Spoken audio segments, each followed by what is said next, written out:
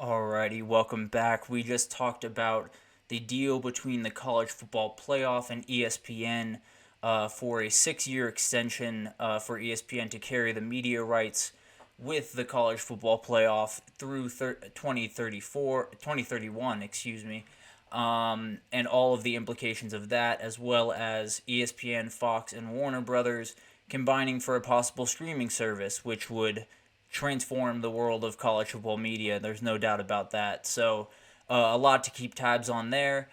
But now it's time for instant impact freshmen. It is officially recruiting is over. Officially, there might be some guys that get released from their national letter of intent. There might be a couple stragglers here and there, but at the end of the day, the classes are pretty much set.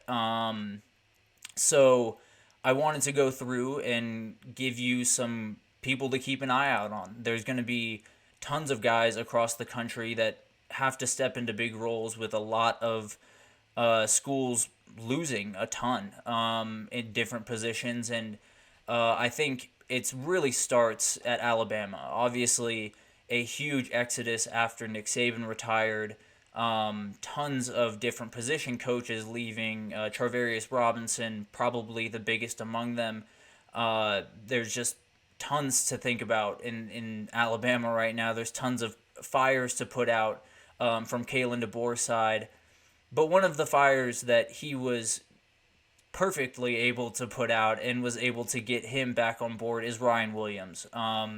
Someone that had decommitted from Alabama and entertained offers from Auburn, was one of the big teams. He took an official visit to Texas during that time, and then he took an official visit to Bama with the new staff, and there were great shots of him and all of his siblings taking recruiting pictures together. And after that, it was pretty much over. I think Bama won that day and probably won it that second that he got all of his brothers and sisters into those pads and got to see them enjoy that moment with him. But he is a wildly talented wide receiver. He is someone that, other than Jeremiah Smith, who I will talk about later, number one player in the country, I don't think anyone in the wide receiver group really touches this kid. He can do absolutely everything, a remarkable route runner, crazy speed when he gets into open field, and just great hands. So he's someone that is a wildly talented guy, and he's going to have to play early. I really don't see another way that this goes down, if I'm being totally honest. They do have Kendrick Law back. They do have Kobe Prentice. But at the end of the day, there's not a lot of returning firepower, at least in the grand scheme of what Alabama is used to at that receiver position with Devontae Smith, with Jalen Waddle, Henry Ruggs. The list goes on. It's just insane. Jerry Jeudy, just insane amounts of guys that have come out of there. And in recent years, it's been a little underwhelming. Still plenty of talent. Jermaine Burton and Isaiah Bond were a good duo last year, but not the duo that Alabama fans are used to. And I think Ryan Williams is a huge piece to get back to that normal, this is the Alabama receiving corps type vibe that they've usually had, where it rivals any position group in the country. And another group that has been just decimated from Alabama is the back end. I talked about Caleb Downs in an earlier show. We had Antonio Kite decide to leave. Trey Amos is heading to Ole Miss. Someone's going to have to play among the freshmen, Jalen Mbakwe, Xavier Brown, and Xavier Mincy. One of those guys is going to have to play and play a lot, if I'm being totally honest. Possibly two of those guys. Jalen Mbakwe, number 12 player in the country, very, very talented. I think he's the guy that a lot of Alabama fans have tabbed as the freshman that's going to break out, much like Caleb Downs did last year, before he found his way up to Columbus, Ohio. And I think all of these guys are plenty capable. All of these guys can, play football at a very, very high level. But there is, a new coach in town, and Maurice Lindquist taking over the DBs there. And during his time at Buffalo as the head coach, he was a huge piece to that secondary playing really, really good football at times. A guy, one of their safeties, Devin Grant, is a transfer going to Syracuse this next year, and I think he's someone that people will have to keep an eye on because Maurice Lindquist did a fantastic job with him throughout his time at Buffalo. But one of those guys is going to have to play. One of those guys is going to have to make his mark, much like a freshman Derek Stingley did for the 2019 LSU team. Someone's going to have to be, a semblance of that guy if Alabama wants to do what, Alabama's used to doing, which is being in the playoff, competing for national titles year in and year out. So it'll be interesting to see how that develops. But we'll go over to Georgia. We'll stick in the defensive backfield, though. Ellis Robinson III and KJ Bolden, those are two of the most talented guys in the entire class. Ellis Robinson III, it feels like every time you see him at a workout doing one-on-ones, he never loses. For whatever reason, it doesn't matter the receiver, it doesn't matter the height advantage, whatever. He makes plays, and he is a remarkable coverage corner. He is someone they're going to absolutely need with Kamari Lassiter walking out the door. You need someone to fill that role, and obviously you have guys like Dalen Everett already on the roster, but having someone like Ellis Robinson coming in really, really helps that. And then KJ Bolden is a safety out of Buford. UGA fans will know that the Buford curse was alive and well for a very long time, especially with Dylan Raiola deciding to flip to Nebraska, which is absolutely an impact freshman that I will get to. But flipping him was an absolutely huge flip. Him alongside Johnny Laguero and Malachi Starks. It's an embarrassment of riches over there in that safeties room, and with Charvarius Robinson leading them now, it could be just a remarkable group of players and really game changers on the back end for Georgia, kind of across the board. And those two guys are a huge part of that. But we'll move on to Texas here. And Texas last year, when you talked about their defense, it was all Tavondre Sweat. It was all Byron Murphy, the guys in the middle that were game wreckers, that were absolutely dominant. Both will be going early in the draft, probably the first 2 days. Both of them will be off the board. And they needed help edge rushing. They had a lot of pressures. They had a lot of hurries. They had a lot of the quarterback moving. They didn't have a ton of getting the quarterback on the ground last year. They were much better than a year prior, but they need elite edge rushers. And Colin Simmons is as elite of an edge rusher as there is. He has won back-to-back 6A Texas Defensive Player of the Game in state championships. So on the biggest stage, he makes the biggest plays. He is an absolute specimen. He can absolutely move. And one of the big issues with him coming into Texas, or one of the very few knocks that people had, was he is a little bit undersized for that edge rushing position. And then he decided to add 20 pounds the second he got on campus, pretty much. He's been there for about, a month and has already added 20 pounds, and it looks like it's just pure muscle. So he is definitely someone to keep an eye out on, along with Ethan Burke, Barron Sorrell, the established guys there. He is someone that will absolutely play a part in that Texas pass rush.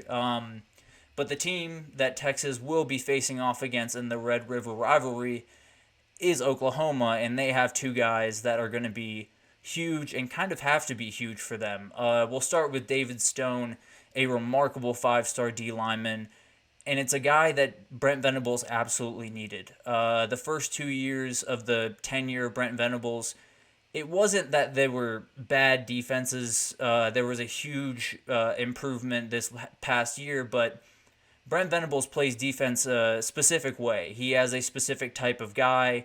Those big, meaty linebackers, huge game wreckers up front that just eat space and dominate. And David Stone is that type of guy. So I think this is a huge pickup for Brent Venables. It gives him the ability to show what his defense can really be at Oklahoma. In the last 2 years, the personnel just wasn't where it needed to be. It's getting closer to that point now. So David Stone will play a huge part this year, and also going forward and what Brent Venables is thought of in the world of Oklahoma coaching, 2 or 3 years down the road. But the other guy is Taylor Tatum, a wildly talented running back. I think the number one running back in the country, if I'm not mistaken.